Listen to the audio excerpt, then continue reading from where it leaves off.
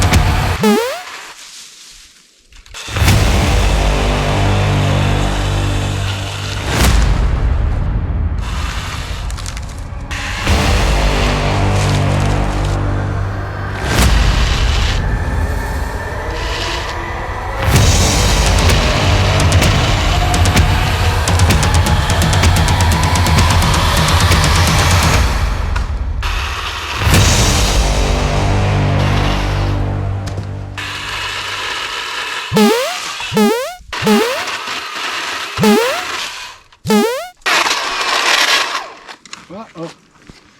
Through a chain. First time that's happened. I assume the bolts just got loose. Alright.